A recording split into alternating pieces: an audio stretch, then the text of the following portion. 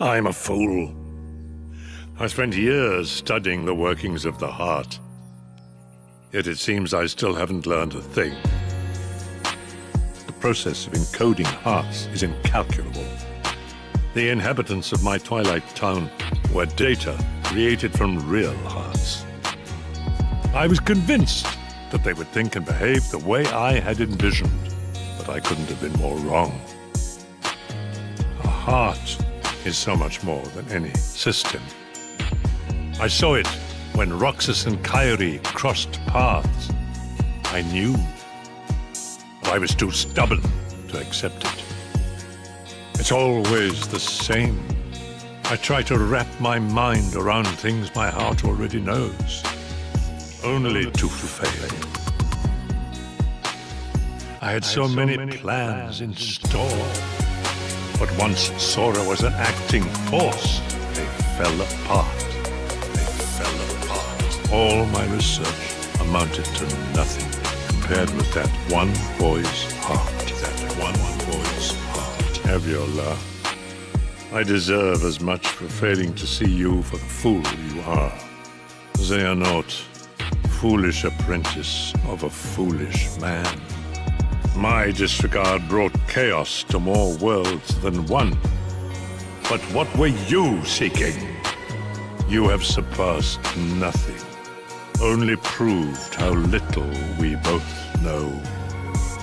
We may profess to know the heart, but its essence is beyond our reach. We're both ignorant, as oblivious as when we began. I'm afraid that any world you try to create, any world of yours, would be an empire of ignorance. I had so many plans in store, but once Sora was an acting force, they fell apart. All my research amounted to nothing compared with that one boy's heart. Perhaps I wanted to atone for events of the past, even if no apology can undo the harm I have wrought. I felt that I ought to leave at least something behind. A clue, I hope, to finding yourselves or your lost friends in your hour of need. The heart has always been quick to grow. Each exposure to light, to the natural world, to other people, shapes this most malleable part inside of us. Sora was the only one able to return to his human form without destroying his nobody. That is a statement to the love in his heart for other people and the bonds that tie them together. Perhaps he has the power to bring back the hearts and existences of those connected to him, to recreate people we thought were lost to us forever. He has touched countless hearts, and he has saved them. And some of those hearts have never left him, whether they fell into darkness or were trapped there, whether they sleep in the darkness of Sora's heart, or were welcomed into its warmth. They can be saved. I had so many plans in store, but once Sora was an acting force, they fell apart.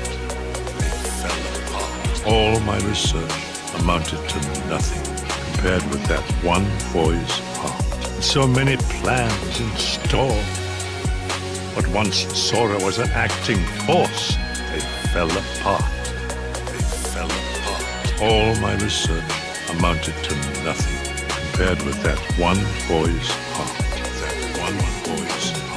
Our most precious treasures, even an empty puppet, the trees of the forest, and the petals on the wind.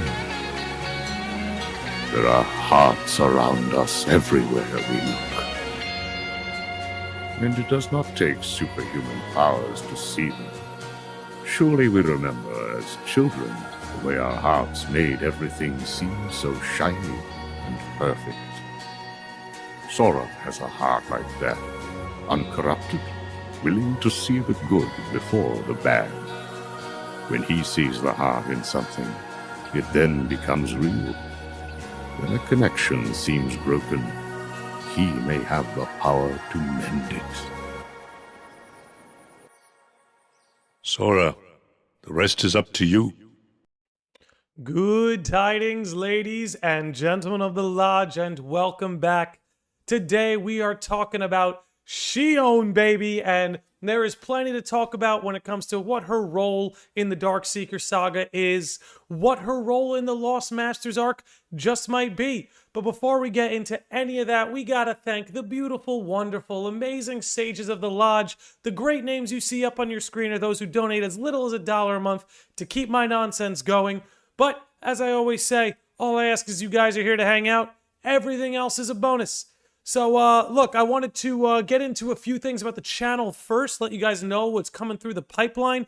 You can expect podcasts to keep up their normal scheduling, but I will say theory videos are going to slow down just a little bit. I definitely have some theories still in the pipeline, but the ones I'm working on right now are very long and a little bit more analytical, so they're going to be a little bit more spaced out. Next week, there's going to be a lot of Final Fantasy 16 content. I've got a lot of things I want to put out about that. But again, you can expect normal Kingdom Hearts, FF7, stuff like that to still be coming through the pipeline. But like I said, gonna be a little bit more spaced out than usual. Let me see. I wrote down everything I wanted to say. Let me make sure I got that. Okay, good. Anyway, let's keep this moving. I got something I want to talk about first and foremost. And I'm not gonna lie, this might get me in trouble. This might get me in trouble with a few people. This might even get the Lodge canceled. And no, I'm not messing around. I'm being dead serious.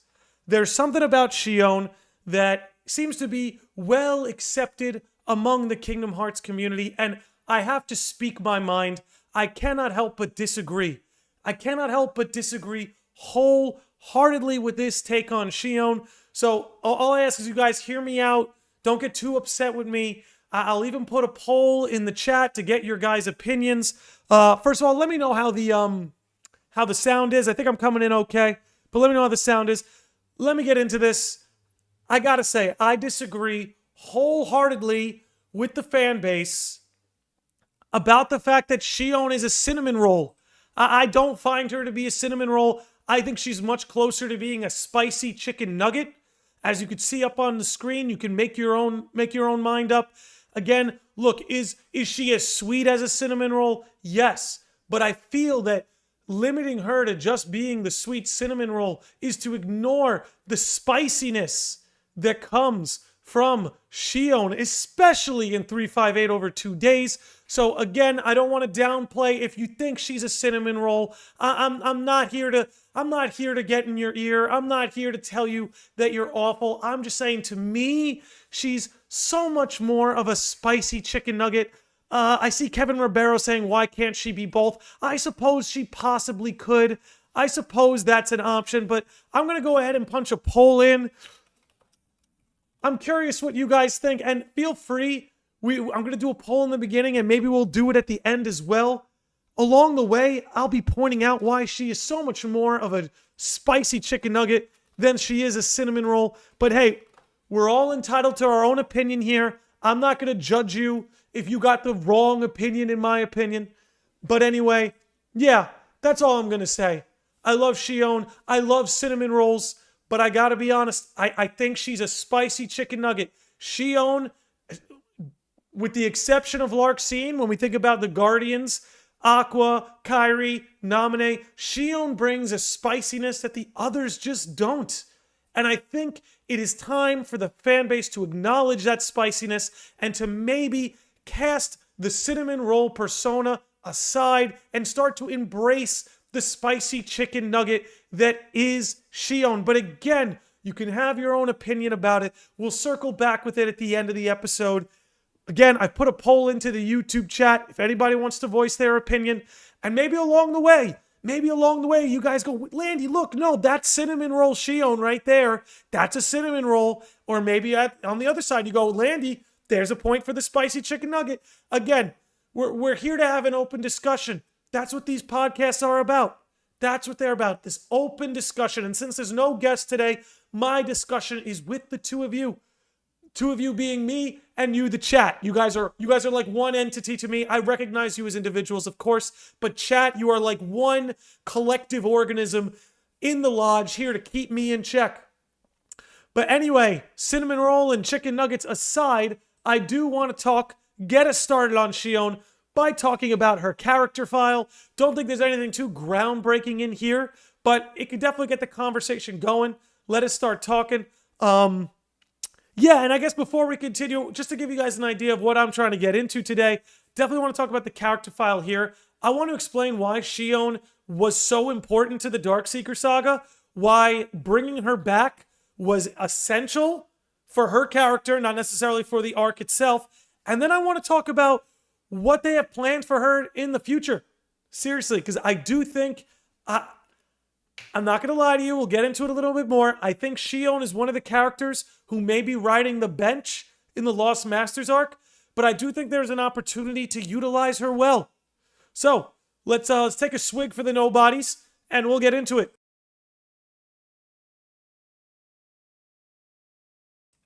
Alrighty. Let's dive into this character file, and then we'll see what the chat's saying. Okay, Shion's story, Don't Forget Me, coming to us courtesy of KH13.com. The sunset is beautiful. I enjoy watching the sunset as the three of us. I've always wondered why it's so pretty. I had fun eating sea salt ice cream, talking about whatever came to mind, just the three of us. We also made a promise to see the ocean together, right? Even though I was in a very dark place, it was a very gentle one.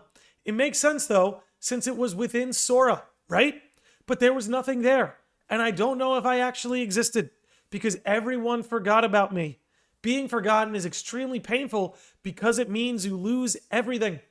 But even now, I'm having ice cream with you too. It's because you guys did your best for me.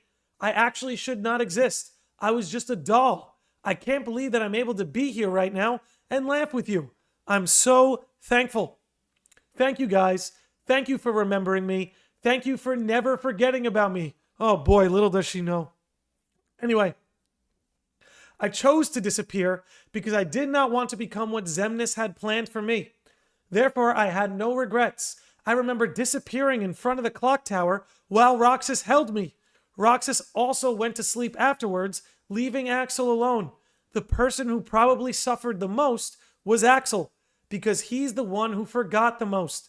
Being forgotten and forgetting, they're both painful. I am a bit uncertain whether I should actually exist or not. Sometimes, even if for a fleeting moment, I feel that I truly should not be here. But because you two are here with me, I'm okay. It's okay for me to be here. Even if time passes and we forget the things that happened, the fact that I am here right now will never change. So please never forget that, because I won't forget either. So, very beautiful. Again, there's nothing groundbreaking in there. I just think these little character files are cool. I will say here, if you see this part right here, we also made a promise to go see the ocean together. I think that was a massive missed opportunity in the Kingdom Hearts 3 ending scene where you see her and Naminé on the beach. It would have been really nice if it was actually her, Roxas, and Axel kind of on the beach together, like looking at the ocean and picking up the seashells. I think that was a bit of a missed opportunity. Again, it was cool to see Shion and Naminé next to each other, but I think just based on that and that lore from Days, I think that could have been really cool to see in the endgame. But it's very interesting, and we'll get into this when we're talking about her future in the Lost Masters arc. It's kind of interesting to play on the fact that she kind of feels like she doesn't belong, even though she's made her way back and she's embraced by the Guardians. There's a part of her that feels like, something about this isn't right. And there's something about that I think you could really play with and work with. But anyway, let's talk a little bit about her role in Days and her role in the Dark Seeker Saga. And again, before we continue, taking a swig for the nobodies.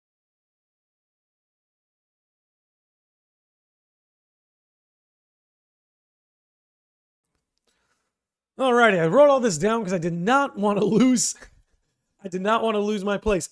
Okay, first, let's talk about bringing Shion back and why it mattered. Because I got to be honest, we saw in an interview that Nomura's original plan was actually not to bring Shion back at all. Like, in Nomura's original plan, his original scripting, Roxas and Shion were not going to return. Which, don't get me wrong, that could have worked. But I actually think Shion's character becomes kind of pointless if she doesn't come back. You know, I think the whole fact that Shion did make it back adds more to the story than if she was just forgotten forever. Because again, they were able to use her in a lot of great ways in the Dark Seeker Saga. Like, she essentially became the model for the replica program, and not just the replica program, but perfecting it.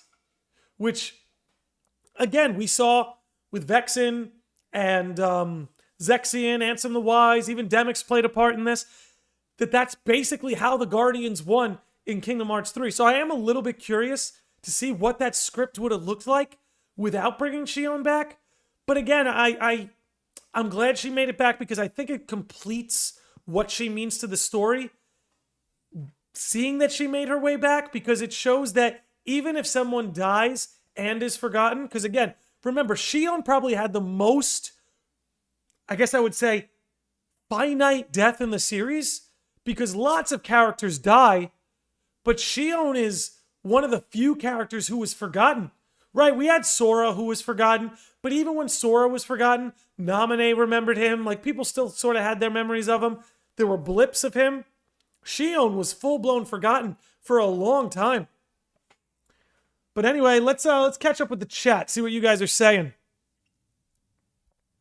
Cinnamon is a spice, though. Oh man, that changes things, I suppose. I see the poll is very close. We're at 52% spicy chicken nugget, 48% cinnamon roll at 27 votes. I like seeing that. I like seeing a close poll. Josh Z is chiming in as a Sage of the Lodge for 2 months. Says that I admit I see Shion as an emo Kairi. I've never been a fan because I think she stole screen time from both Kairi and Naminé if we never see her again. Waving off. We're going to have to agree to disagree. I'm not sure she stole time from Kairi and Naminé, because in Days, if you remove Shion, it's not like Naminé could fill that role or Kairi could fill that role and would be on the clock tower. But I do see what you mean, that she does dilute the cast a little bit further, thus maybe taking some time away in that way. But we'll have to agree to disagree, but I do respect your opinion. The hearts of the fans brought them back. Yeah, in a way, we're the ones who brought Shion back because we're the ones who never forgot her, right? All the characters forgot Shion, but we, the fans, didn't.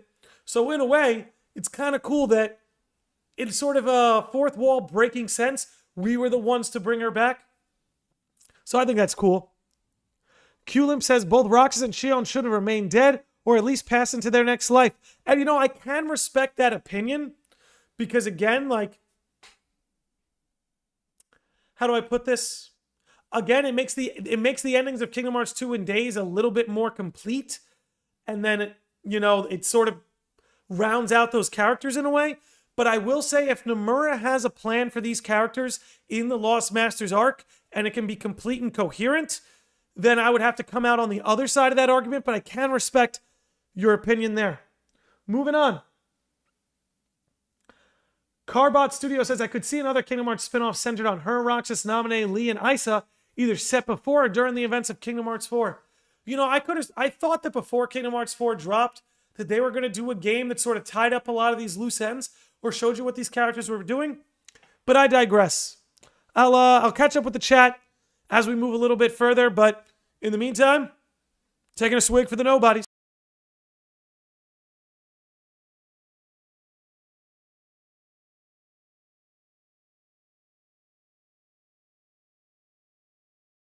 Okay, so let's talk about Shion's role in the story and why she ended up being actually quite crucial to the Dark Seeker Saga. The first thing of note is, the discussion's been had about, do nobodies have hearts? Was Demnis lying? And as we learned, of course, nobodies have hearts. They were able to either grow them or get them back in one way or another. You see it all throughout the series. Nobody's are told that they don't have hearts, but they clearly have feelings. They clearly have love for other people. We see it especially in Days. So we know that that wasn't necessarily true. However, what makes Shion, excuse the gassiness, what makes Shion special is that technically she's not a nobody. Again, you guys correct me if I'm wrong, but she's a replica. It's not the same thing. You know, Roxas was Sora's nobody. Axel was Lee's nobody. Saïx is Ice's nobody. Everyone in the organization was essentially operating under being a nobody. And the whole question was, can nobodies have hearts? But what Shion showed us, nobodies aside, is that replicas can grow hearts. And that was crucial to Kingdom Hearts 3. Because we know with the replica program, that's how Shion came back. That's how Naminé comes back. That's how Roxas comes back. And they're able to come back because replicas, like nobodies, are able to grow hearts. And what again makes Shion special, right? Because Roxas and Naminé, who also came back via the replica program, they had somebodies that essentially served as references for those hearts to grow. But Shion doesn't have a somebody. Shion doesn't have a past, right? Shion is a replica through and through. And even with that, she was able to grow a heart without having a past to come back from, without having a somebody to reference, without having memories to be restored. The memories that were running through her head weren't even hers. But again, what she showed us, again, not that just nobodies can grow hearts, but that the replicas can as well. And when we see how Kingdom Hearts 3 panned out, that significance cannot be understated.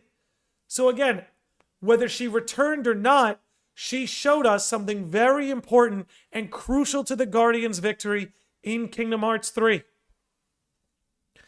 All right. True. We assume she was entirely a replica Q-Limp. I'm going to get into that. I promise you, I'm going to get into that.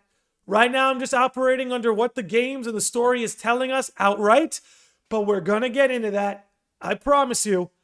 And maybe this is the road you're going down, but part of me thinks Shion may or may not have some connections to Subject X. Again, we'll get into that. I'm very unsure, but it's something I can't help but speculate every now and again. All right. Yes, okay, so something else about Shion that, again, I don't think can be understated. Ooh, Larkseen Simp is here. Best name on the platform. I got to replay all the games so I can contribute to these discussions. Yeah, dude, I mean, look, a lot of these games are great to go back to. I'll just outright say we need a 358 over 2 days port. Desperately. Like, that, I don't know. It's one of the few games I haven't gotten to play, and now that I think about it, I think it's the one game I haven't gotten to play because I tried to get it to work on an emulator and it just wouldn't work for me. But we really need a modern port of it because it's such a good game. The dynamic between Axel, Roxas, and Shion, I think, is the strongest. And maybe I could talk about that right now.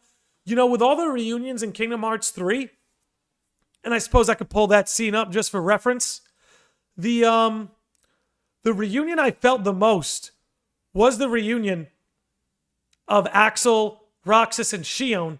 And I think the reason for that is through 358 over 2 days, we actually got to see them spend time together. Right, with the Birth by Sleep trio, they all get separated so early. They get that little scene in the beginning, and they all get separated so early. Same with Sora, Riku, and Kairi. We've had a number of scenes of them together, you know, early in Kingdom Hearts 1. Blank Points, I think they even show some time together. Post-credit scene, Kingdom Hearts 2. We've seen them together a number of times. But Axel, Roxas, and Shion, we actually got to see them grow as friends, right? Whereas in the Birth by Sleep trio and the Destiny trio, the games start and they're already friends, right?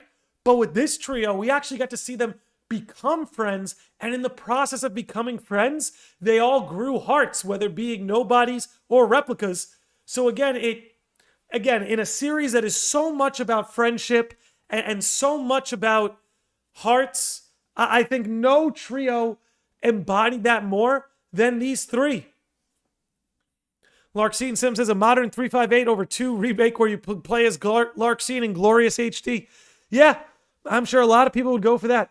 And I'm a Wayfinder stan. Birth by Sleep trio is amazing. Every single one of these trios, even Hainer, Pence, and Olette, have something to love about them. But I will say that these three in particular, showed us friendship, hearts, and love, in my opinion, more than the other trios. But all right, let's carry on here. So something interesting about Shion, and I wonder if maybe this is the difference between replicas and nobodies. But correct me if I'm wrong, guys. I think when taking 358/2 days into account, Shion's heart and autonomy was growing faster than Roxas's. Like, honestly, I feel like, whereas, and you see it later in the series, right? Later, you know what? Here's a great time for me to play a scene, and this is going to be a point for the spicy chicken nugget people. Like, Roxas is growing a heart through 358/2 days, but you really don't see it really start to burst through his chest until the Kingdom Hearts 2 prologue. Whereas with Shion, she develops a much more eccentric personality and she becomes more expressive than Roxas. Like, very rapidly. Let me pull up a scene. Right around this mark. Right around here. Okay. So I'm going to play this scene. Let me put my headphones in so I can make sure I'm following along with you guys. Let me play this scene that I think is a great example of Shion growing some autonomy quicker than the others. Okay. I think right here should be good. We're going to let this roll. You guys let me know how the audio is. Make sure you can hear it. You guys should be good. But let's check this out. Again, this is an example of Shion's personality being more expressive than Roxas, being more eccentric in a very short time, right? Maybe she's not at the level of Axel, but Axel's been a nobody for a very long time when compared to Roxas. So again, let's keep this rolling. I'm going to shut up, take note of this scene, and let's roll. So, how did you spend your day? Hey guys, how did I know you'd be here? Where did you go, Shion? I didn't go anywhere. What about you two? Did you guys go somewhere without me? Axel says he was asleep all day. What? What's that about? You wasted a day off? Unlike you two lazy bones, I work hard, so I'm tired, okay? Unlike me and Roxas, maybe you're just out of shape. Spicy chicken nugget.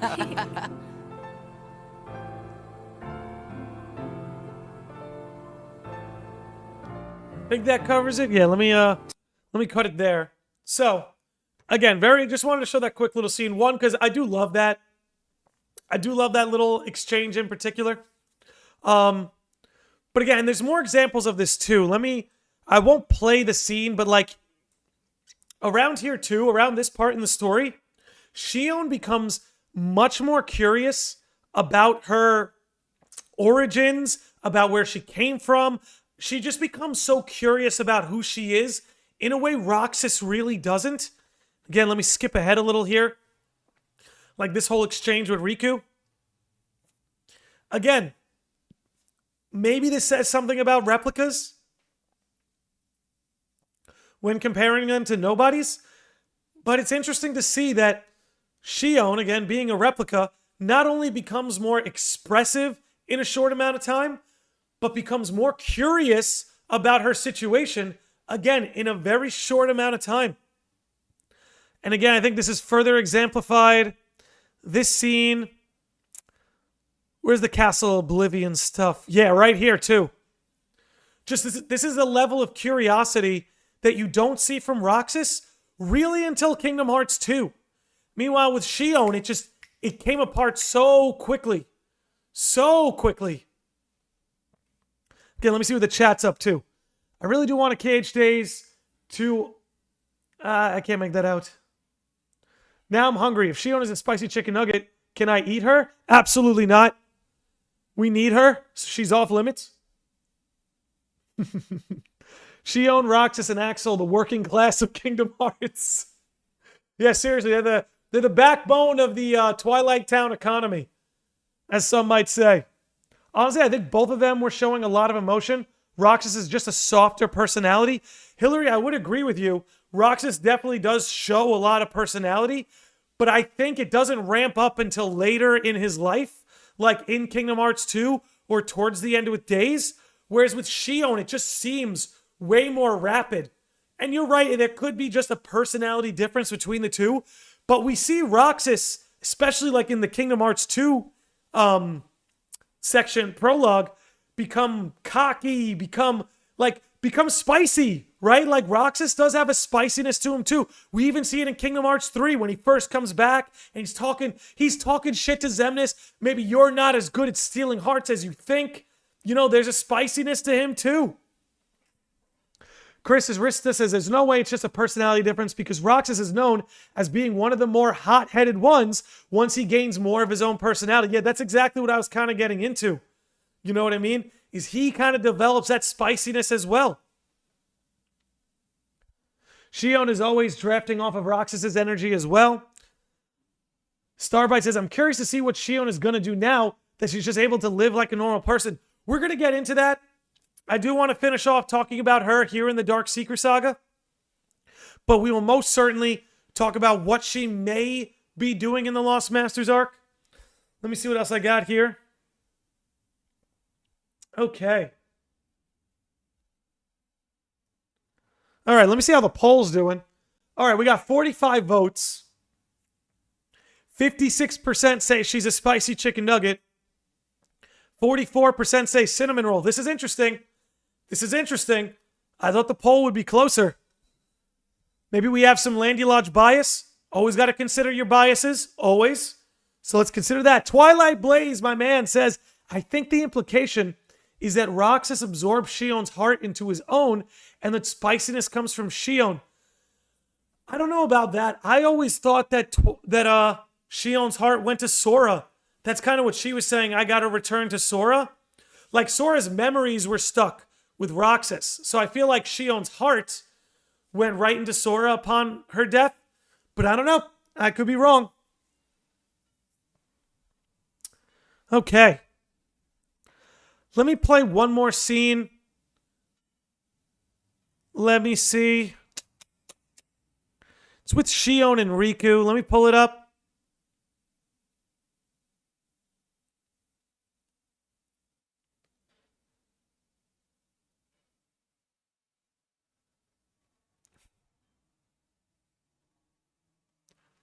Let's see.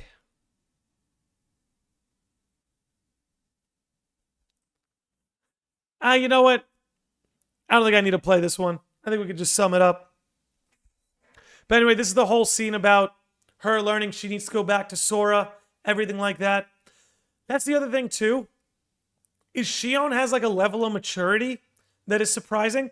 Because whereas Roxas kind of fought against the dying of the light when it came to returning to Sora, Shion really exercised the idea and kind of concluded that she didn't belong.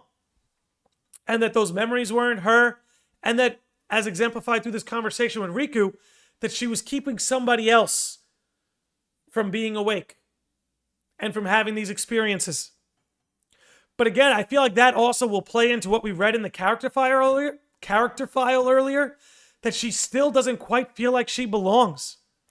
Which is interesting, you know, because unlike everybody else who is a nobody with a past or somebody they can point reference to, Shion doesn't have anything like that, which again makes her unique among the cast. Now then, let's move on. I guess before we talk about her role in the future story, and maybe this is part of it, and again, chat, I really want your opinions on this. Let's assume for a minute that Subject X is Skuld. Let's assume that to be a fact. Just to exercise this idea, let's assume for a minute that Subject X is Skuld. Is it possible that Shion could be connected to Subject X? Also consider the dynamic of her being Axel's missing friend, right?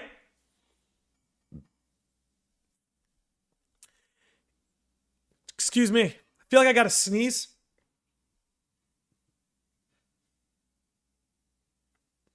I don't. Anyway, so consider the fact that if Skuld is Subject X, there is a bit of an overlap between Shion and Skuld, whether it be through the dark hair or the fact that they fulfill this role of being like Axel's imaginary friend or Axel's missing friend or Axel's forgotten friend.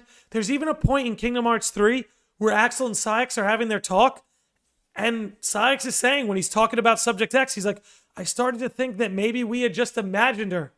And then you think of that, where Shion's name through the organization was number I, which meant imaginary. So again, there's this overlap between the two. I don't know where else to take that. Like, I've been digging at this for a long time.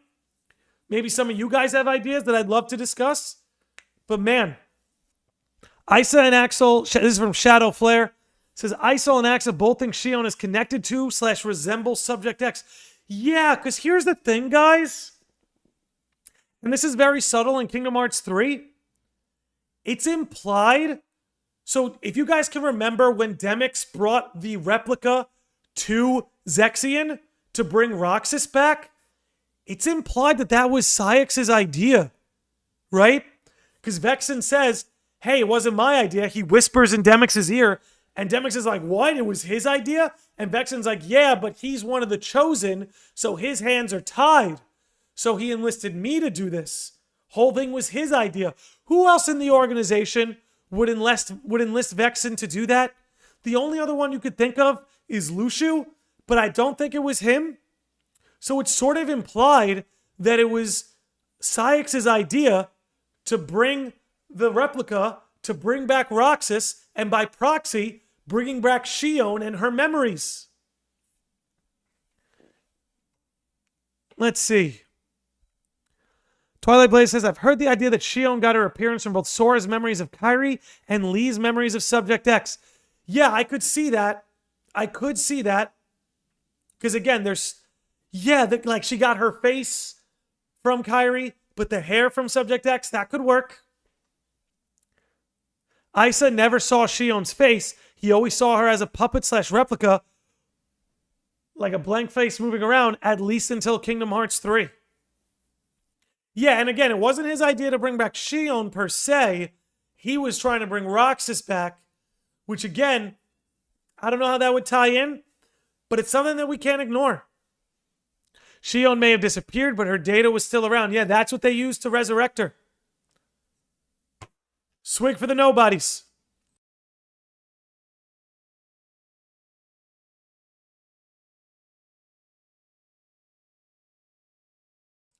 Taking a swig for the nobodies. Okay. Also, her name uses the more taboo word for four in Japanese. Shion equals death for. Interesting. And, if she is connected to Subject X in some way, that could very easily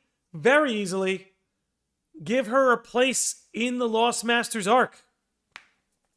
Because again, I'm not sure anybody wants to hear this, but I'm afraid that there really isn't much of a role for her in the Lost Masters arc. Okay, and this too. I'm glad this scene came up, actually. I'm glad that... I need your guys' help. Please. Please.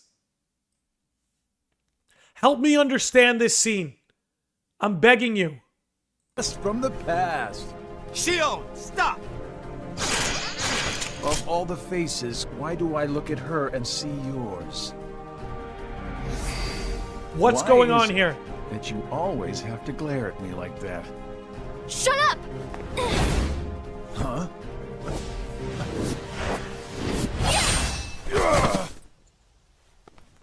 bodied.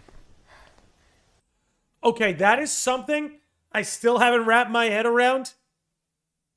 Why does Luxu see Shion as Ventus? Obviously, we know why, with him being connected to Union Cross, watching over the dandelions, right? But could it be there's a dandelion connection between them? I don't know. But this was deliberately shown. It hasn't been expanded upon yet, but I can't get it out of my head. I don't have anything to offer. Maybe somebody in the chat does. But this scene creeped me out when I first saw it. Yeah, me too. Me too.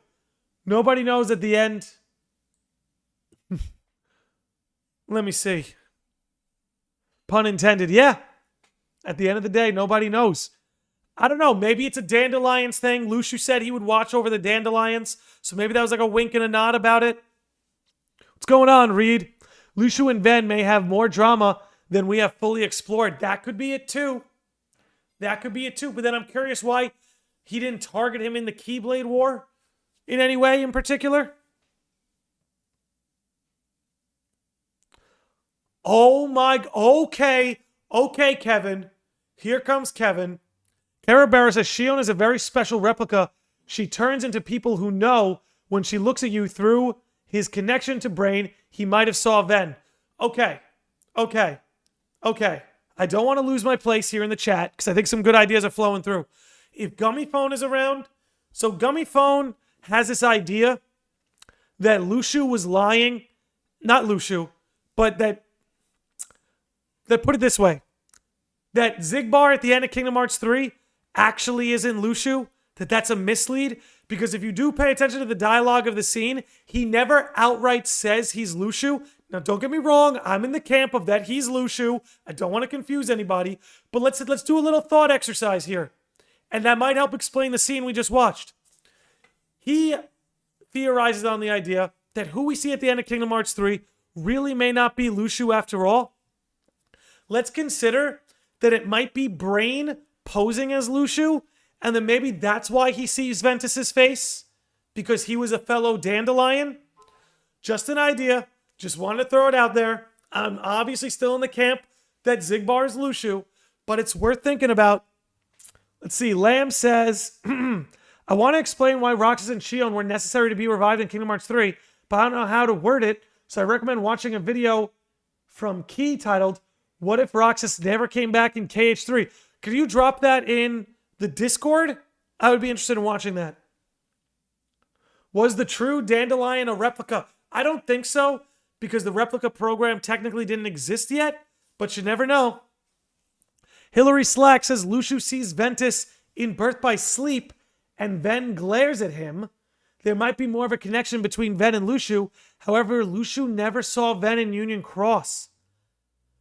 Oh, really? Then that might give some credence to a brain connection again, because maybe it doesn't even need to be that it's brain at the end. Maybe since Luxu's connected with brain, you can trace the connection. Just something to think about. Xigbar says the same thing in Birth by Sleep when he fights Aqua, and in Cage 2 when he meets Sora for the first time. Yeah, true. I personally think the true dandelion is Ava's nobody. We never know. Still not confirmed. Yeah, Xigbar said, he used to give me the exact same look. I remember that. Umber says, kind of going off what Kevin said, Xigbar could be a or the child of destiny, or he could have the same or similar connections as we saw with Xehanort. So perhaps Xigbar connected to Shion and saw Ventus that way by tracing that connection of those connected to him. Ooh, that's interesting.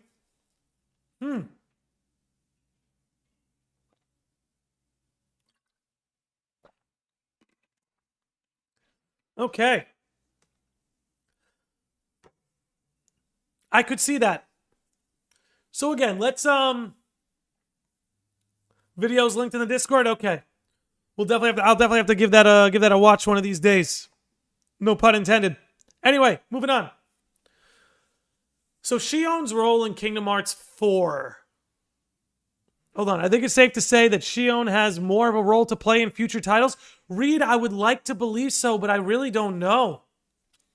I really don't know. We have to remember Nomura did not have a plan initially to bring her back. So I don't know what he has planned for her in the future. One idea I have about what they possibly could do, if I'm not mistaken, it was mentioned that Roxas and Shion, like kind of when everybody went out and looking for Sora, like Birth by Sleep Trio went to the Realm of Darkness, Mickey, Donald, and Goofy went to the Disney worlds. Roxas and Shion went to Twilight Town. Now, as you guys know, Twilight Town, that old mansion, has the unicorn symbols all around it. And I'm thinking where Roxas and Shion may be able to play into the future titles is what if they went to explore the mansion and with those unicorn symbols, they discovered something about the foretellers and particularly foreteller era, right? That's one way I could see them doing it. Another way I could see them doing it is, they are both technically replicas. So maybe through some adventures or some restoration, the two of them could show how the long-term effects of the replica program may work. I don't know. He, without a doubt, in my mind, is his Gummy Phone. I'm glad you're here. Lushu is someone else. Zigbar is lying. It would be an interesting twist. A twist within a twist. Do you think Mickey might go to Scala Ed Kylan with another teammate? It's possible. But the thing is, they know where Sora is now, so they don't really have a reason to be exploring the way they were before. Andy says, Nomura said he only brought back Roxas and Shion because fans would be mad. Yeah, that's kind of the thing, right? So who knows who knows if he has plans for them. I personally think they're going to get benched in the future. But it's not certain. I'm not the one writing the story, so don't take that to heart. Okay. Umbra on Twitch says, I'm asking because I don't know, but do you see any visual resemblance that can relate to Shion or something else from the Organization 13 devices that Xemnas used to power Shion up? Let me see. Let me pull this over here. And let me get this on the screen for everybody. Okay, this is the device in question. And what Umbra is asking is if there's any resemblance between this and Shion. Nothing's jumping out at me.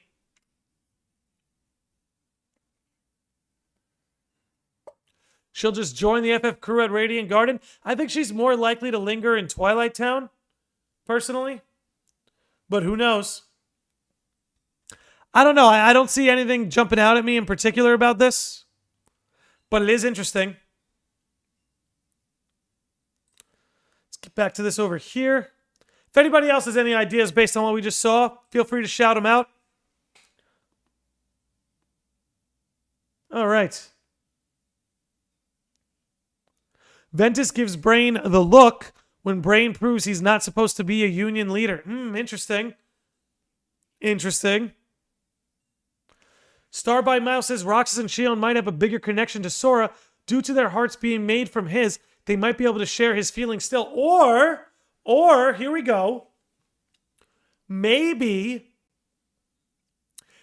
since Roxas and Shion, in a sense, came from Sora, maybe they can be used to bring Sora home. It's an idea. It's an idea. Oh, excuse me. Your boy's had a long day. Excuse me. But we're still here. All right, let me see. How's the poll doing? Oh, it's getting close. We've got 54 votes. 52% are saying that Shion is a spicy chicken nugget. 48% say she's a cinnamon roll. See, that's about where I expected the poll to be. Black Red Pill 3 says, given Shion was hiding her face from Axel's perspective, and Lushu looking at her saw Ven, excuse me, and Shion was shown to absorb memories of people outside Sora, the result is likely she was absorbing Ven too. That could explain it. That is a good point. Kid Cut Austin says, you think they're going to do a repeat and sacrifice Roxas and Shion to bring Sora back? I don't think so, because Sora wouldn't want that. That would kind of undo what he set out to do in Kingdom Hearts 3. So I don't think they would necessarily do that. Harumichi says, man, I hope not. Just would suck for Axel. Yeah, that's why I don't think they're going to do it, Harumichi. Because it would kind of undo everything Sora worked for in Kingdom Hearts 3. So I don't see them doing that particularly. So we'll see. Shadow Flare says, personally, I think Naminé and Shion might have a character arc where they bond over their shared should have ever existed status while looking into where Subject X disappeared to. Yeah, you know, that would be cool, actually. If Naminé and Shion were the ones to find where Subject X went, that could be a very interesting plot thread.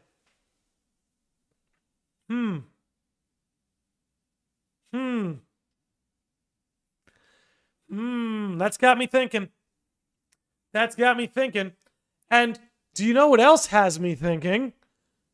Do you know what else has me thinking? Kingdom Hearts Reconnect!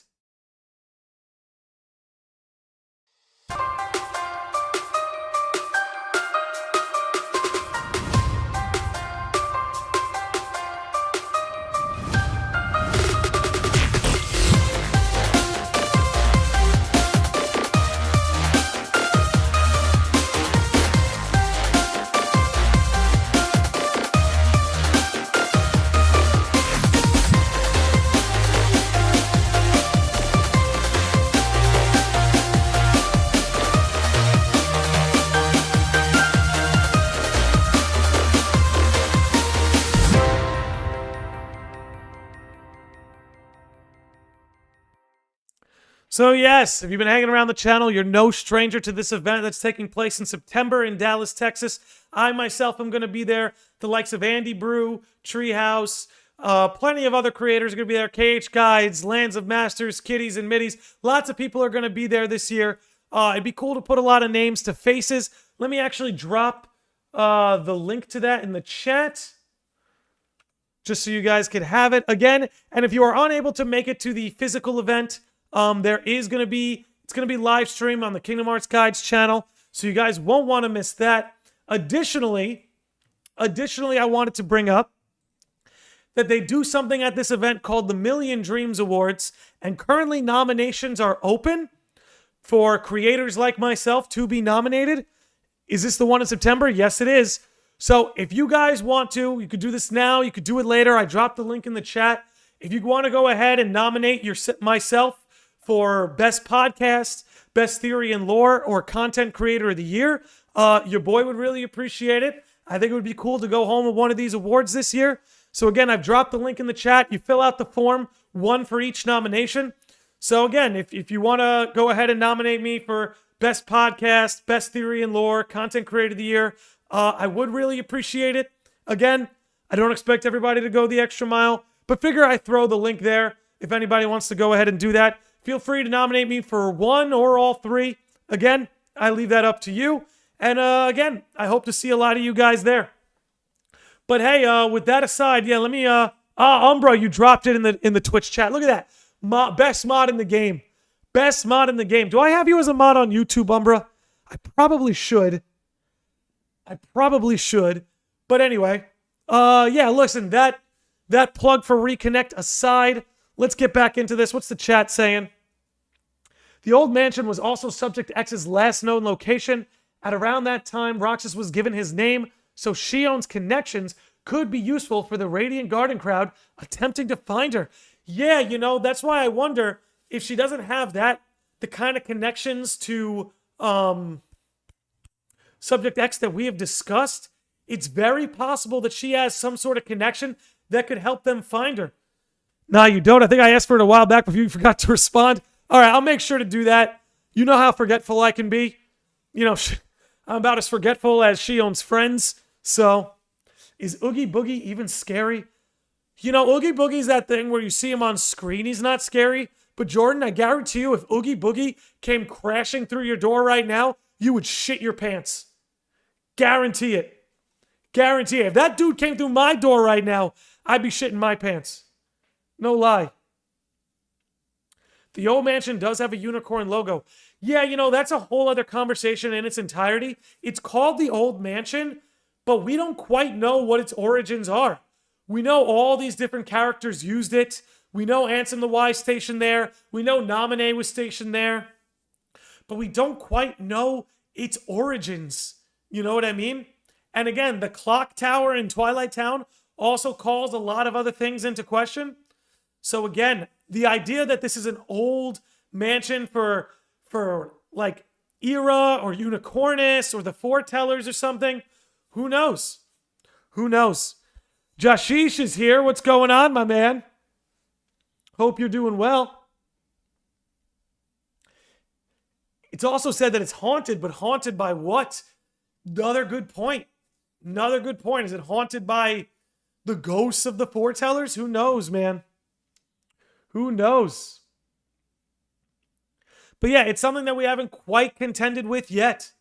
But hey, it's something we're going to have to figure out. It's something that I'm sure, you know, actually at the end of the day, when we talk about how Shion and Roxas could play into the future of the series, I really think they're the ones that should be sent into the old mansion to kind of look up some of its history or try to figure out what's going on there. You know what I mean? Okay. Listen, your boy needs to go to the little old mansion room, if you catch my drift. So if y'all wouldn't mind hanging tight for a few minutes, we will be right back. And yeah, we'll keep tackling the chat. And we'll keep trying to get to the bottom of some of this. But anyway, you guys hang tight. We're not done yet. Gonna head to the little old mansion room. And we'll get right back to it.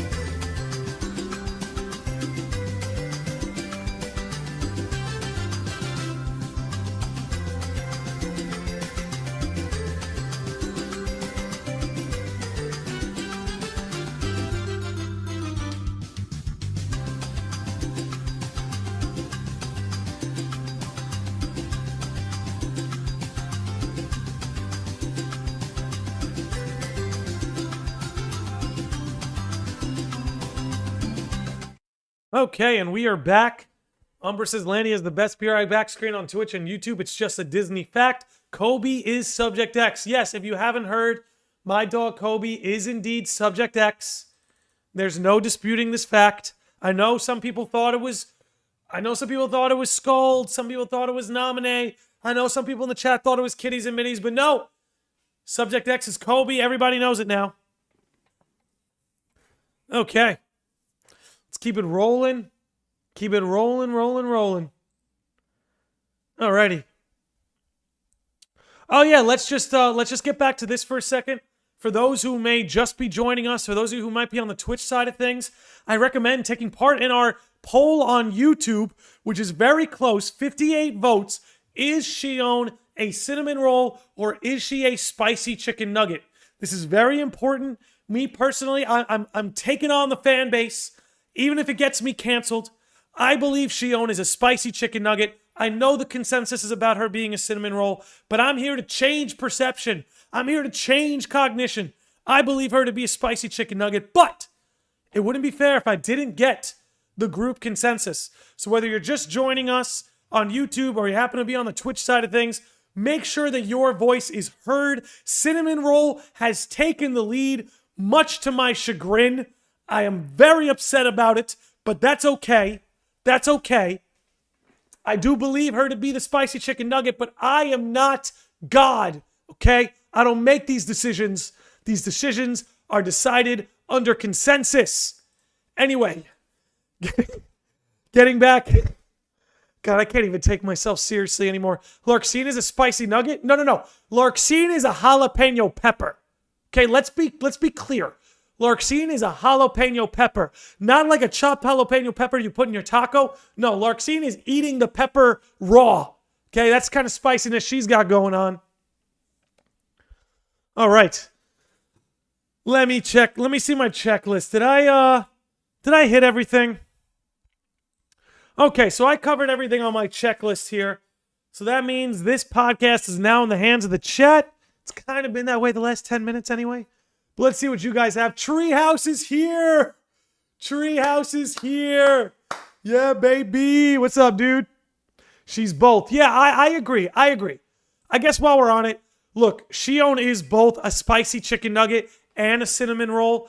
But if she had to be one, because I understand the cinnamon roll argument. She's very sweet. But she's not even top 3 sweetest girls in Kingdom Hearts. She's not even in top 3 sweetness. But she is in top 3 spiciness. Landy, go back to the device you pulled up if you don't mind. You got it. Let's go back to the device. We're looking at it, Kevin. What do you got for us? What do you got for us, Kev? I gotta know. Who came first in the timeline? Shion or Riku Replica? They both got made really close. I think Shion came first because Axel went to Castle Oblivion long after Shion had already been alive. So to my knowledge, I believe Shion came first. That's a memory container? Interesting. Liver and onions ice cream? What the hell do you even mean by that? Larxene is a Carolina Reaper. Yeah, that is true. Larxene Sim says Larxene is the goddess of the Scoville scale. Yeah, in terms of spiciness, on the Kingdom Hearts Scoville scale, Larxene is breaking the chart, man. But again, let's see. Shion uses it to fight Roxas. The way it works is it holds Sora's memories of Sora. She uses it to transform. Interesting.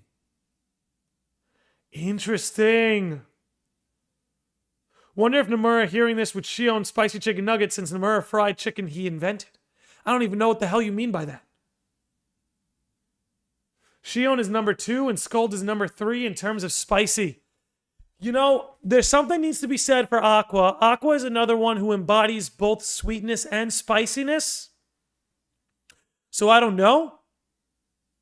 Might want to put Aqua on that scale. But just to take us back, again, let me see how the poll's doing. We are locked at 50-50. I won't lie. I won't complain if this poll ends locked at 50-50. Because I do think there's a case to be made for both. And of everything we talked about today, this is definitely the most important topic. Let's see. All right. Shion must have came first. She was made the first of all the replicas. Yeah, Hillary, that's where I'm with you. I'm glad somebody else is backing me up on that perception. Because I'm pretty sure Shion was the first one. And then from there, they were able to craft new ones. So that's what I think. Jordan Kim says, we're just going to have a mansion party at the old mansion on the hill and be like, Ghost can join the party. Yeah, and who knows? Who knows? Wouldn't that be cool? Yo, wouldn't that be cool? Because here's something else that throws me off, guys. So at the end of Kingdom Hearts 3, all the foretellers come back, right? But then we have the 1-year time skip in Melody of Memory. What the hell were they doing for a year? Maybe they're in the old mansion And maybe when Roxas and Shion go there looking for Sora, they're the first ones to bump into the foretellers. Who knows? Okay, Just a Waffle clarifies, in the Kingdom Hearts manga, the Organization 13 members eat some Nomura fried chicken. Okay, I must have missed that. Billy the Kid Lawrence chimes in with a $5 super chat. Says she's a spicy chicken nugget and I will accept nothing else. And that is why you are a Sage of the Lodge. That is why you are a legend. And that is why she is currently winning the poll. With 63 votes in, Billy the Kid Lawrence, you're a goddamn legend. Thank you so much for that $5 super chat. And thank you for seeing the light that Shion is indeed a spicy chicken nugget. And it's time for the world to learn, man. It's okay if you're behind. It's okay. Listen. Maybe you're out there listening to some other Kingdom Hearts podcast. There are some great ones. Shout out to the Ansem Report. Love those dudes. But you know what? Maybe they're a little behind. Maybe they haven't brought up that Shion is indeed a spicy chicken nugget. You know? That's okay. That's okay. I was behind on a lot of things. I'm still behind on a lot of things. Kid Cut Austin says, is the manga canon? Not technically, no. But the manga does stay pretty true to the source material. And I will say, hold on.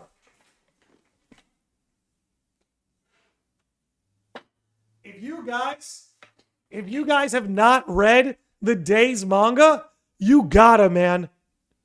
The Days manga is so well done, and it just gives you more lovable moments between the trio. So let me just tell you, man, if you guys have not read the Days manga yet, I haven't read all the Kingdom Hearts mangas just yet, but I will say the Days manga is, to me, the best one. The manga was read and approved by Tetsuya. Yeah, his name is on it. The dude's name is on it, right under Shiro Amano. So it's got the good old Nomura seal of approval. Let me see. Is this the one with the scene I really love? Let me check. Also, the art is just super good too. Like, the art is just really good. You know what I mean? But anyway, let me put this back on the shelf. Yeah, right. Let's see how the chat's doing. Kevin, dang, I missed that connection. The ghost in the window predated Nominate, didn't she? Yeah, that's something else to think about too. You know, we were kind of touching on that earlier about how the origins of the old mansion and the haunted mansion. Where did those rumors come from? They didn't come out of nowhere. Elena Wilkins says she can be both sweet and spicy, like some sort of spicy chocolate. Maybe that's the answer. You know what it is? She's sea salt ice cream. Oh my God. Shion is sea salt ice cream. She's salty and sweet. But hold on, is there anything? I'm going to look this up. This is so ridiculous, but I'm doing it. What foods are both spicy and sweet? Our favorite sweet and spicy dinner recipes? No, I need a base food. Let's see. No, she's not Korean crispy chicken. Get out of here. I don't know. Cinnamon as a spice is both spicy and sweet. You see, I get that, but it's not the spiciness like the hot. Like jalapeno spice. That's what we're looking for. You have Sour Patch Kids, which are sour, sweet, and gone. Very Shion-esque. She is a Sour Patch Kid. No. I'm with you there, Josh. You know what? There's a merch idea. Imagine Sour Patch Kids, but it's just little Shions. They should do that. Yeah, Elena said it in the chat too. Okay, Shadowflare says, to get us back on track, Shadowflare says, Cage 3 Secret Reports did put Subject X's last known location as the old mansion. Ooh! I forgot about that.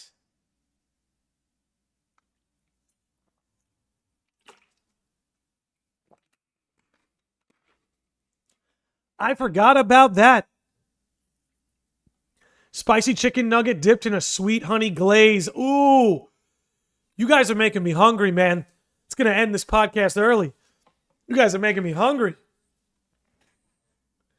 But no, that's an interesting point.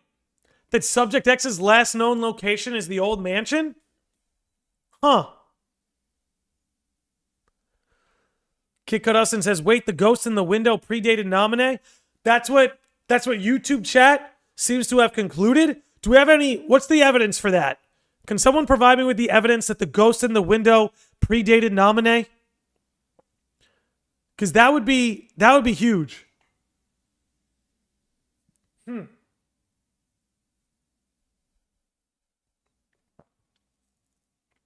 That's why Ansem wanted Ansem to take him there. That's right.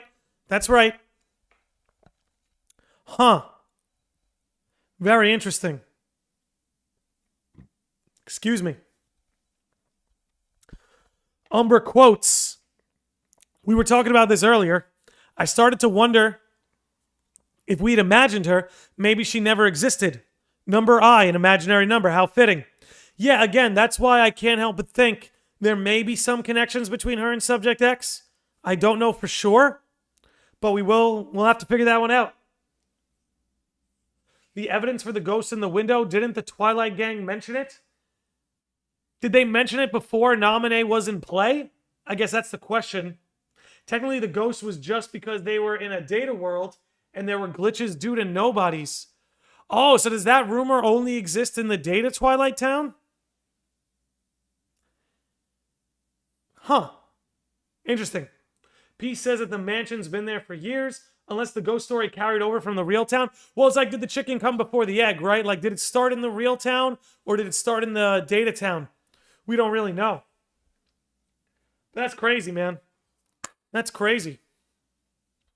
Okay, we are going on an hour and 11 minutes. Let's see what else we got. What are your thoughts on the Kingdom Hearts TV show? Okay, so we can go a little off the rails, I suppose. We're past that 1 hour mark for the title topic. I don't think the Kingdom Hearts TV show should happen. You know, this has come up a few times on the podcast, but I'm not sure the Kingdom Hearts TV show should happen. I like the fact that the story is locked into games, but I will make an exception. If they make a Kingdom Hearts TV show, it has to be about Union Cross. It has to be. That's the only way I'll make an exception. Don't get me wrong. If they made a Kingdom Hearts TV show, I'm going to be excited. But to me, if they were going to go through the trouble, it's got to be about Union Cross, man. It's got to be about Union Cross.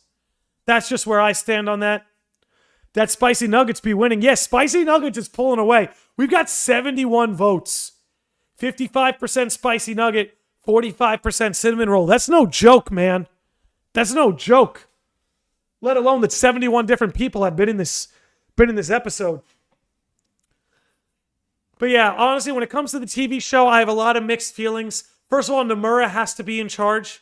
Bottom line, Nomura has to be in charge. And it would just have to be Union Cross. It would just have to be, because, like, guys, the Union Cross story is one of the best stories in Kingdom Hearts with some of the coolest characters. So to give those characters a new way to shine, I think would be awesome. What about a Sweet Onion? She'll make you cry, that's for sure. There we go. There we go. That's a good one. That's a good one.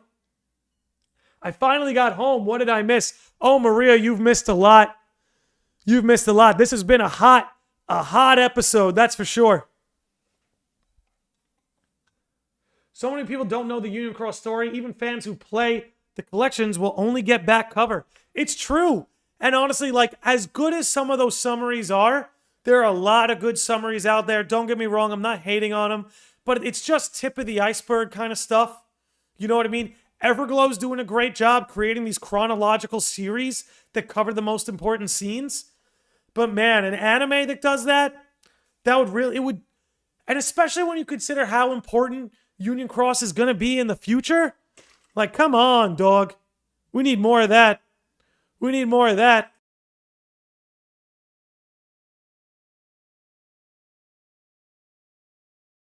Okay. Forgot to say, swig for the nobodies. Swig for the nobodies. Some people just skip Union Cross, which is sad. But look, if we're being honest, I can't blame them. Nobody wants to play. I don't want to say nobody. It's tough to get people to play a mobile game. especially one like Union Cross, which is like a little bit dated. Like Missing Link is doing a good job because there's plenty of features and like it looks like a modern Kingdom Hearts game. You know what I mean? Kid Cut Austin says, I was pretty sure they made it clear like Umbra Summer said. They mentioned a girl in the white dress, and that seems to really point to Naminé. Yeah, you know, I'm starting to lean towards that the whole ghost in the window is more than likely Naminé. So I'm glad you brought that up. Shout out to Damo. Yeah, big shout out to Damo. It's not a mobile game anymore, though. It's just cutscenes. Yeah, at this point. But as far as Missing Link is concerned, they're trying to rectify that by, you know, making the cutscenes look more modern, the gameplay look more modern. I just think they're doing themselves a massive disservice not porting that to PC. I understand why porting it to Switch might be tough, especially since the game is relying on online play. That's why I think some people are dreaming, and I hope I'm wrong. I really do hope I'm wrong. But to me, there's just no way that game gets ported to the Switch because it's so reliant on online functionality. And don't get me wrong, the Switch's online functionality is better now than it was years ago.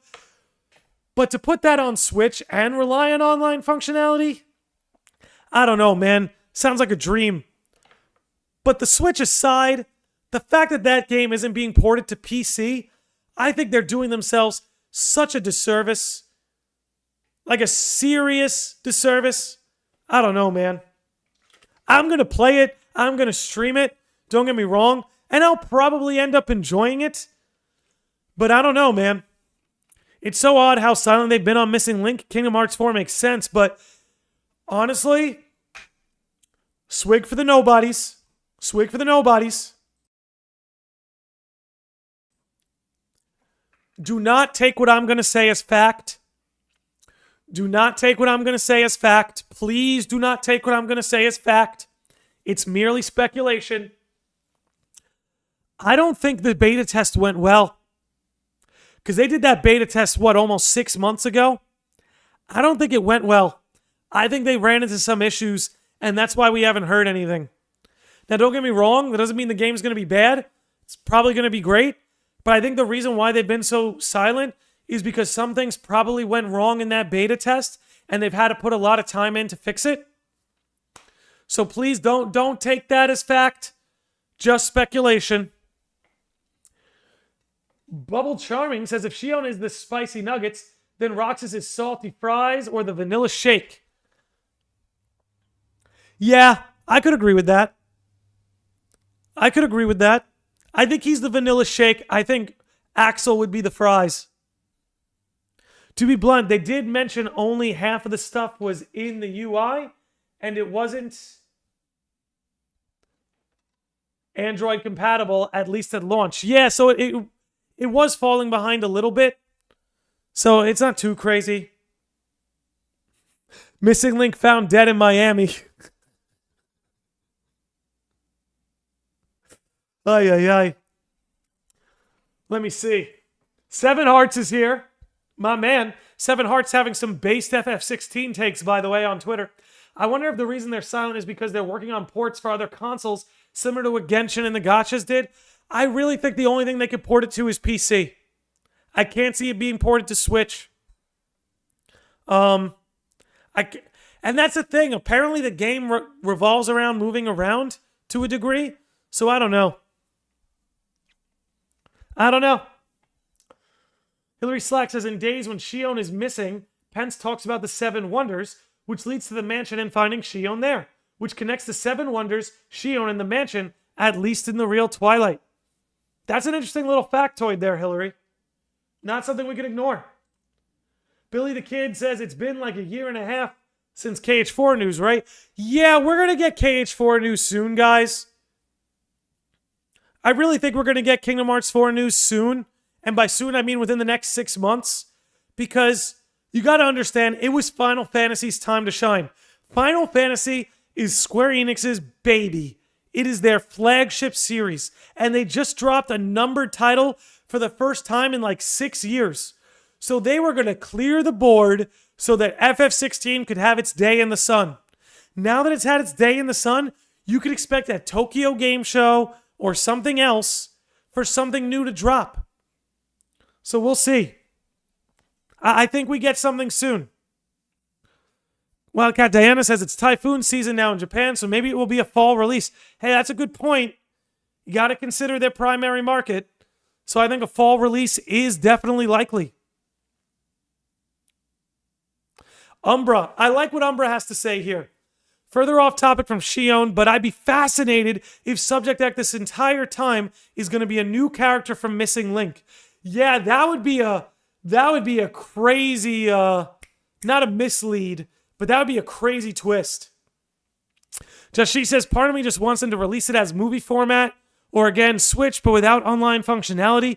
Didn't they release Dark Road playable without online functionality?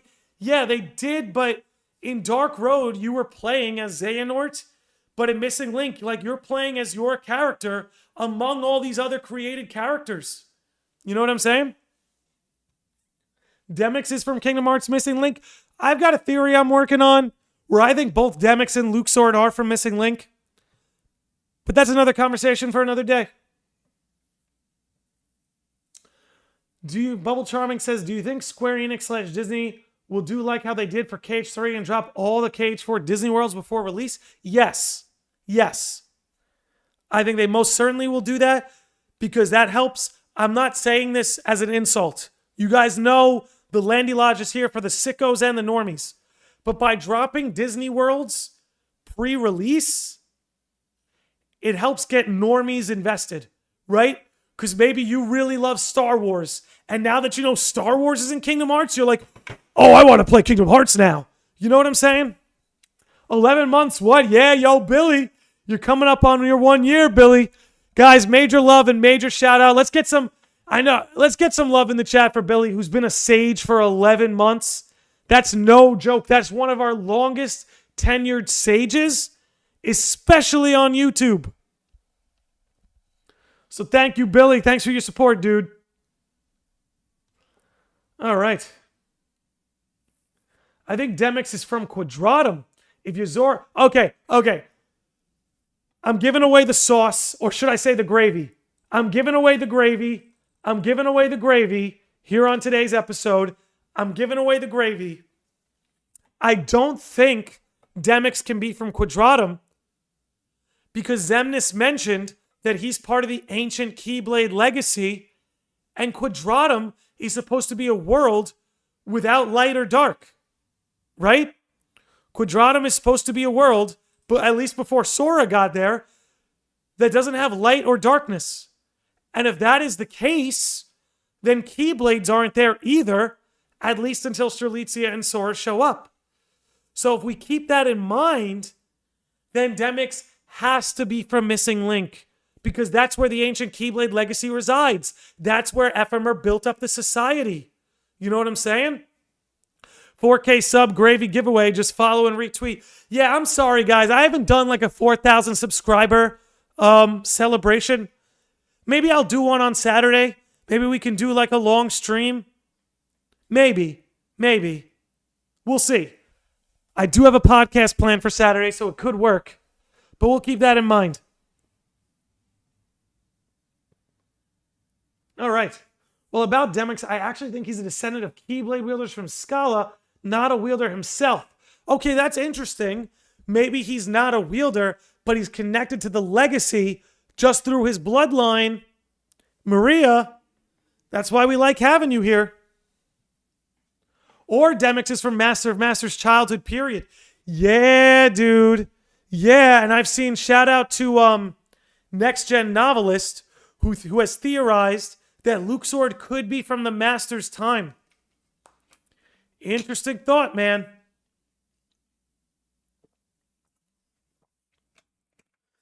Forgot to say a swig for the nobodies. Did you guys get it? Okay, Shion spicy chicken nugget is at 55%. That's crazy. Cinnamon roll at 45%. No disrespect. Okay. No disrespect, as they say. All right. Demix is enough of a hero that he needs the Olympus Stone. He is my main theory for the true Dandelion. Really? You think Demyx is the true Dandelion? That's an interesting take. Hillary, I've said this for a while. You would be great making theories on YouTube. You always have very insightful thoughts, theories. And you've been around for years, and I'm thankful for that. Seriously. Luke Sword was there with Demyx. He could be part of Quadratum, as when Xemnas says that he's on the other side with Luke Sword and Marluxia, and Larxene are together on the other side. Yeah, as if one side is Union Cross and the other side is Missing Link. Kevin, that's it. That could be cool. That could be cool. Hey, yo, Will's Word is in the house. Will's Word, what do you got for us? Spill the beans, bro. Spill the beans. Your boy's getting hungry. Spill the beans. Have we discussed Shion's role in the future? We have. We've mostly kind of linked her to either having something to do with Subject X, exploring the Haunted Mansion, her being connected to Sora and having a way to bring him back, and just overall the nature of a replica growing a heart and continuing to grow a heart. We also touched on her character file, where she kind of mentions that even though she's back and she feels the love of Axel and Roxas, that she still doesn't quite feel like she belongs. So we have touched on that a little bit. If you have any thoughts, feel free to share them. But yeah, we have touched on that a little bit. Hey, yo, Billy. Billy just dropped $10 on us. Says, I think a young Demyx experiences trauma in the present day of another timeline, then goes back in time to become Master of Masters, creating a new chain of events. I will tell you this, Billy. I will tell you this. I have heard, and first of all, can we get some love in the chat for Billy, who's dropped a $15 in total of super chats on us, has been an 11-month Sage of the Lodge, and is with me on the spicy chicken nugget debate. Can we just get more love for him in the chat, please? Thank you, Billy. Anyway, as I was saying, I have heard a lot of Demyx theories about him being the Master of Masters, and I've liked pretty much none of them, but I like yours the best. I like yours the best. I'm not sure I buy it. Again, I don't think Demyx is the Master of Masters. I think Master of Masters is a new character, but I will say yours makes the most sense.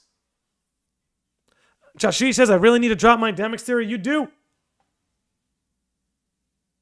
Demyx is a solid Master of Masters candidate. I mean, we don't have many. But we'll see. But at least with Billy, he's accounting for the fact that, like, because that's the only problem I have with Demyx being, not the only problem, but one of the problems I have with Demyx being the Master of Masters is his behavior really doesn't make sense in Kingdom Hearts 3 if he is. But with Billy's considerations, it would account for it. You know?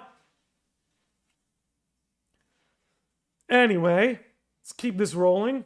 Will's Word, you said you had a theory, so I'm still waiting on you. Man, we got 76 votes. I really want Shion to meet Pinocchio. Yeah, that would be a good meeting. That would be a good meeting. Yo, guys, hang tight for 1 second. Gonna be a very quick break. I just need to refill my water, and we'll be right back.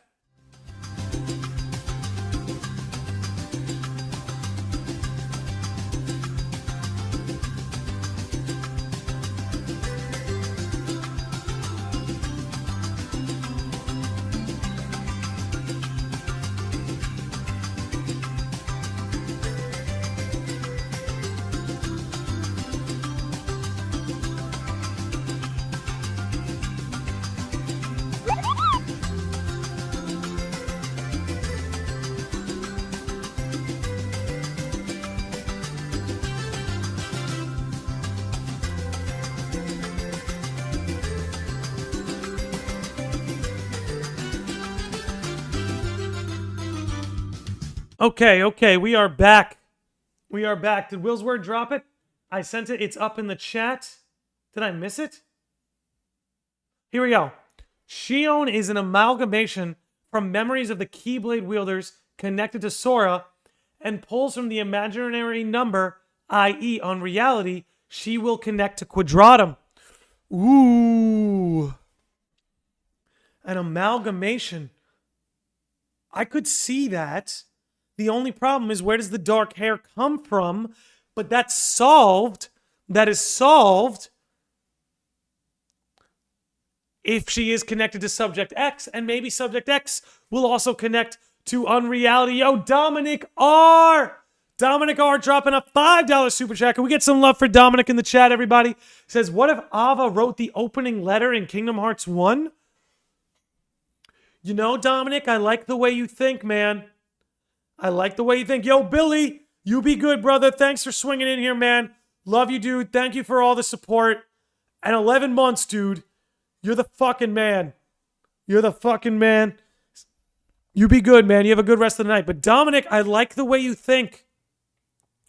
I think Ava's been working behind the scenes throughout the whole series. Throughout the whole series. You know what I'm saying?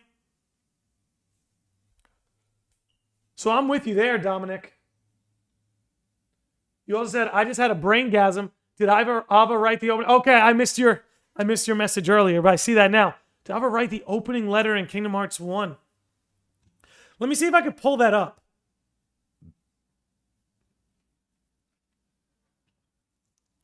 In short, who does she connect to? Ventus and Riku with Sora as the template.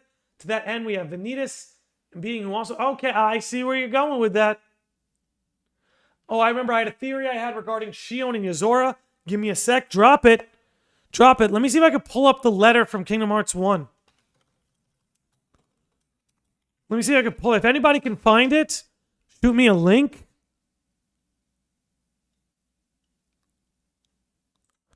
That's right, the letter that Pluto was holding. These letters are supposed to be from Mickey, theoretically. Huh. Yeah, because it has the king's seal on it, right? Yeah. Okay. Okay. I'm probably going to divide it into different comments. Read it when I tell you I'm done. Okay. We'll be waiting. We'll be waiting. I still subscribe to Ava is Namine. The way that would have to work, I suppose, is that if Ava is in Kairi's heart, and that's the reason Kairi's nobody looks that way, because again, that's an inconsistency. Not like a writing inconsistency, but lack of information inconsistency. The golden text in the opening. Okay, let me pull that up. Because, like, everybody's nobodies look like themselves, right? Lee looks like Axel. Isa looks like Saix. You know, Ventus looks the way he does because of Roxas. There's no explanation for why Naminé has blonde hair other than potentially Ava has blonde hair, is in Kairi's heart, and then bam! That explains that. All right, let's do Kingdom Hearts 1 opening. Let me look this up. Let me see if I can find the exact... You're saying the gold letters? Oh, I see, right here. I've been having these weird thoughts lately? Is that what you mean? Be sure to let me know. I want to give your idea its due. Yeah, they had Roxas and Ven. They have to follow up now. Yeah, I'm with you there, Diana. Like, there has to be a reason Naminé looks the way she does. In the opening cinematic, is it the I've been having these weird thoughts lately? Is that what you mean?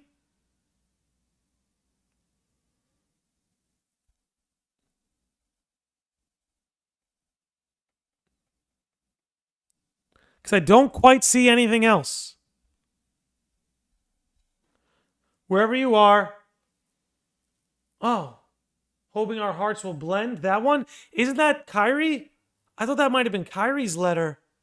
But then again, there's a chance Kairi and Ava are connected. So that might work out in the end. That's worth thinking about, Dominic.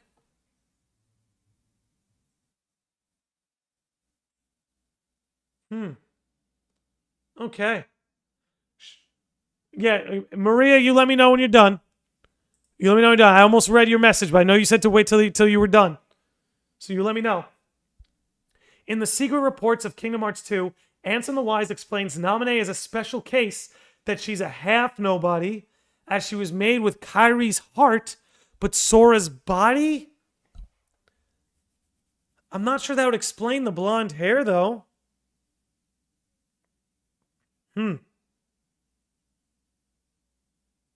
One sky, one destiny. Kairi does know that somehow. Yeah. That's the thing. Kairi has a lot of knowledge. It's funny. She has a lot of knowledge that I don't want to say is inconsistent with her past, but may show us some of the past that she's forgotten. Okay. Take a swig for the nobodies. Let's see how this poll is doing. 78 votes. Spicy chicken nuggets running away with it, man.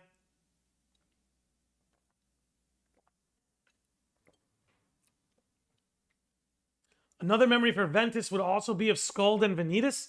Kairi as well, yet has taken the form of Riku, Roxas, Sora, and Ventus. Interesting. Blonde hair is also inspired by Ventus as well. Huh.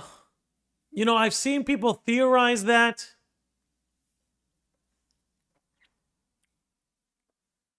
And I guess that could explain it. In theory, that could explain it. Didn't Cage Days also take note of how Shion and Naminé were near identical? Did it? I don't know. That's my answer for that one, is I don't know. Maybe it's blonde because she's from a heart of pure light. I don't know, because Kairi's a red hair. She's a redhead.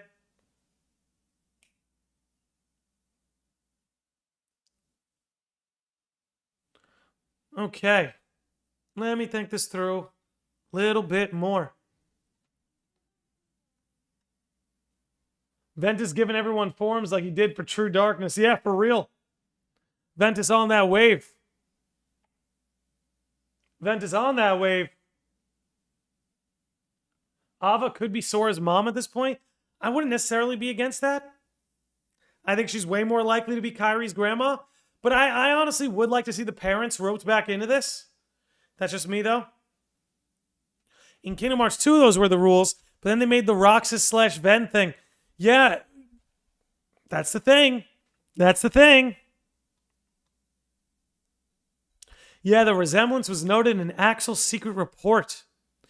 Yeah, because again, Shion is Kairi as Sora remembers her.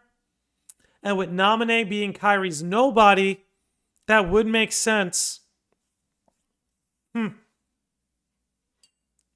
Swig for the nobodies. Oh man, we're already at an hour and 40 minutes. Nobody's having more fun than the lodge. Nobody's having more fun than us here. Maria, have you reached the end of your theory? Because I peeked at it a little bit, so I'm excited to read it. I don't know. Not convinced Naminé looks blonde because of Ventus. Yeah, Reed, I'm with you there. I can accept it. If that turns out to be the truth, I can accept it. But like you, I am not convinced. I am not convinced. I'm going to need some convincing. I'm going to need some convincing. Do you think Shion will get her own Keyblade? No. I think she'll stick with the Kingdom Key. But I would like to see her get her own Keyblade. I think that could be cool. I took pre-14 swings for this. Good. Good. Good. All right. Let's see how we're doing. Alrighty, we're chilling, man. We're chilling. What else we got? So both Shion and Naminé would resemble Subject X, as both were mirrors of KH1 Kairi. Interesting. Interesting. I don't know, the whole Subject X thing, that better be resolved in Kingdom Hearts 4. They can't drag that out any longer. I thought Remind was going to solve the whole Subject X thing. But, yeah, here we are, still waiting on it. So I really hope Kingdom Hearts 4 kind of puts that one to rest. Holy crap, 85 votes. Thank you to everybody who's voting, by the way. Seriously. I appreciate everybody taking part in the ways they can. Hillary says, I think Nominee already uses the powers of a wielder. She is just a non-combat user, and so her ki doesn't take the form of a weapon. Yeah, and I think she should remain a non-combat user because she's cool as she is. She's useful as she is. She's interesting as she is. I think she should hang around the Radiant Garden scientists and help them out.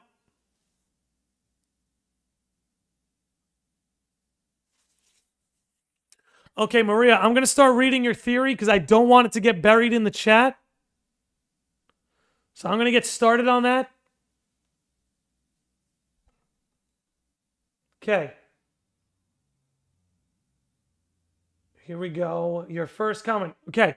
MA's theory. Shion and Yozora have many parallels. For one, people don't see them the way they actually look like, be it because of memories or just not having their original body. Oh, baby, we're getting juicy.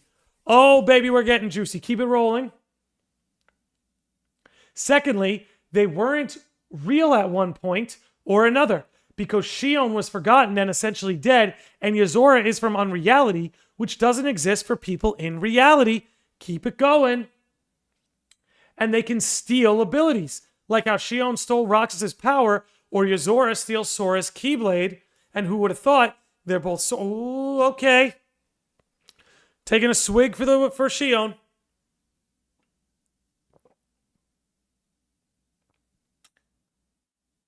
See, I think Yozora will end up having a similar role in the Master of Masters plan that Shion had for the organization, being a backup to their plan if the person they need doesn't work. Oh, you're speaking my language. I keep saying the Master of Masters is mimicking a lot of what Xehanort does to the 10th power.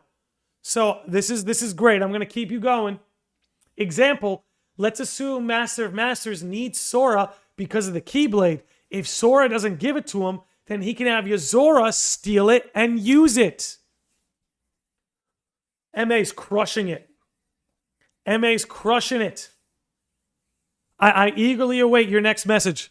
Umbra says Nominee in a Radiant Garden lab coat. It would suit her. Look, she likes to wear white clothing, the white lab coat. She'd be crushing it. She'd be crushing it in a white lab coat and a clipboard. Like, yeah, baby. Give me scientist Nominee.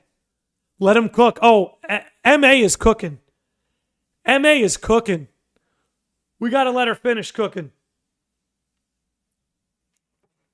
But that's crazy. That is... I never saw the parallels between Shion and Yozora like that. That is insane.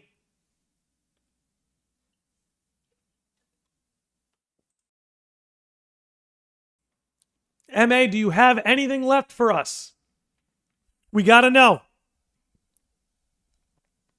We gotta know. And hey guys, the poll's getting close. Spicy Chicken Nugget Shion is at 52%. Cinnamon Roll Shion is at 48%. I like it. Didn't the Keyblade disappear when they closed Kingdom Hearts? That's my understanding of it. They haven't been outright deliberate about it. But Starbite, that's my understanding of it. But again, we kind of gotta sit and wait, bide our time, and see what's up. I don't think I have, but maybe there's something I just can't see. Hey, but listen, that's a great theory. Nominee can replace Kairi as the princess while Kairi goes off adventuring. They can both be the princess. Why not, right? Why not? Okay. All right, guys. I'm actually going to close up shop here. This has been a very fun episode. Honestly, I had a great time.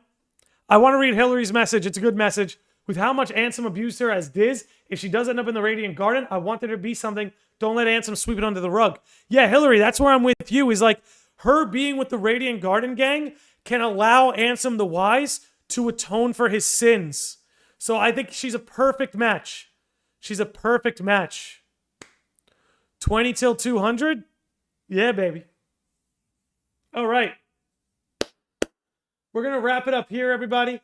It's been a good time. I've genuinely enjoyed this episode. I enjoy all the episodes, but this one was This one was extra fun. We got to talk about Shion. You can expect a Final Fantasy VII video to drop in the next couple days.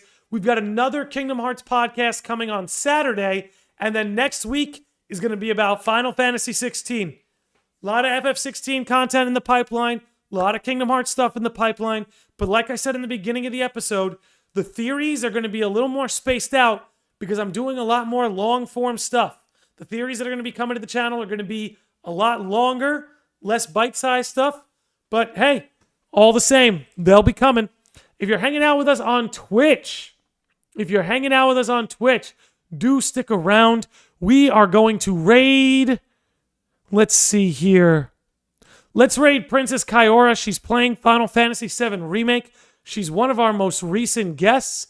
Again, I'm going to go ahead and drop the Kingdom Hearts Million Dreams Awards in the chat. If you guys want to click that link and nominate your boy for Best Podcast, Theory and Lore, or Content Creator of the Year, please be my guest. I hope you've had a good time chilling in here. Thank you for today's stream. Great as always. That's what I'm here to do, man. I'm here to hang out with you guys as we wait for Kingdom Hearts 4, as we wait for Missing Link. I'm just here to make that wait a little bit easier. But again, before we wrap up, you guys have all been awesome. A lot of love to the Sages. A lot of love to Billy for the Super Chats. A lot of love to Dominic for the Super Chats. A lot of love to the best mod in the game, Umbra. And again, if you guys want, go ahead and click that link. Nominate your boy for some awards. And again, we will see you guys on the next one. Peace.